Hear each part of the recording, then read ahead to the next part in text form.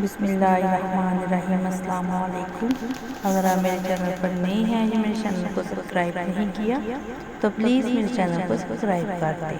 اللہ پاک نے کروڑ جاندار پیدا کیے ہیں۔ ہر جاندار کی خلقت میں کوئی نہ کوئی حکمت پوشیدہ ہے۔ ہر جانور کی کوئی نہ کوئی خاصیت ہے جو فائدہ یا نقصان پہنچاتی ہے۔ ان لاکھوں کروڑوں اقسام کے جانداروں میں سے ایک جانور کتا ہے۔ کتا ہمیں عام طور پر وفا کی علامت سمجھا جاتا ہے۔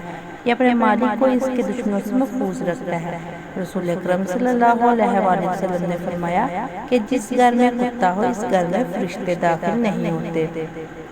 کتا رکھنے کی ممانعت کی گئی ہے، اور جب اس کی ممانعت کی جانی تھی تو اللہ تعالیٰ نے اس کو کیوں پیدا کیا اور کس طرح پیدا کیا؟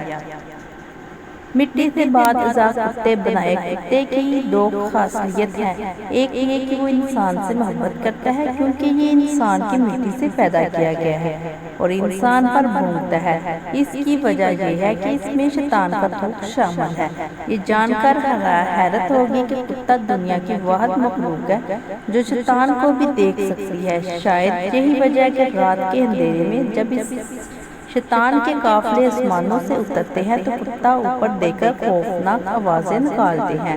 کتے کی تخلیق کا سبب اس کی پیدائش کے عمل کے بارے میں دوسری روایت میں ہمیں نور البین نامی کتاب میں ملتا ہے۔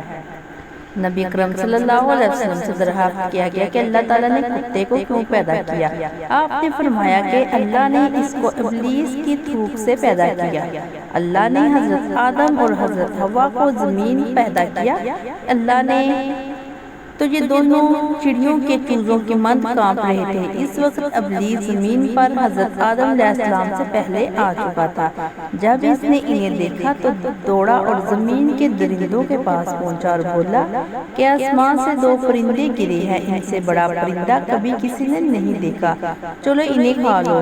ابلیس راستے میں للکار رہا تھا اور چلا رہا تھا، اب تھوڑی دور کی مسافت ہے اور جلدی جلدی بولنے سے اس کے منہ سے تھوک گر گیا تھا۔ اللہ نے اس تھوک سے نر کتا اور مادہ پیدا کر دیے۔ وہ دونوں حضرت آدم اور حضرت اماں حوا علیہ السلام کے سامنے کھڑے ہو گئے اور دونوں نے ان درندوں سے دونوں کو بچایا۔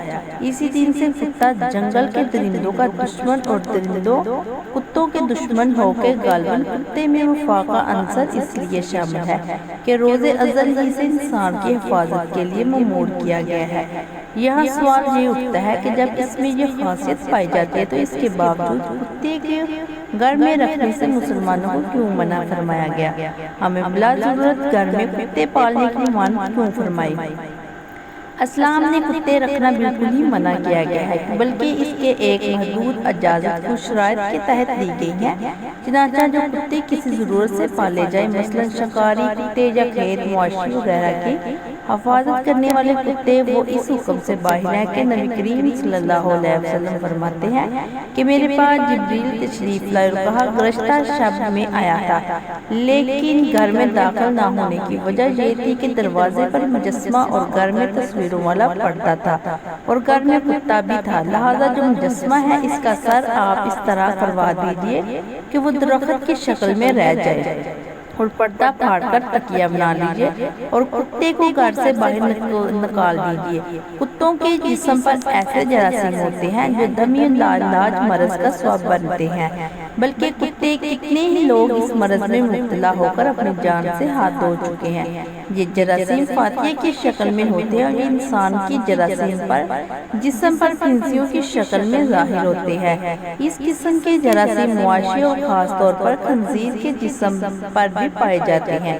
یہ جراثیم اتنے باریک ہوتے ہیں کہ دکھائی دینا بھی مشکل ہوتا ہے۔ دوستو ویڈیو اچھی لگی تو پلیز ویڈیو کو لائک کریں، کمنٹ کریں اور آپ سے گزارش ہے کہ چینل کو سپورٹ اور سبسکرائب کر دیں۔ شکریہ۔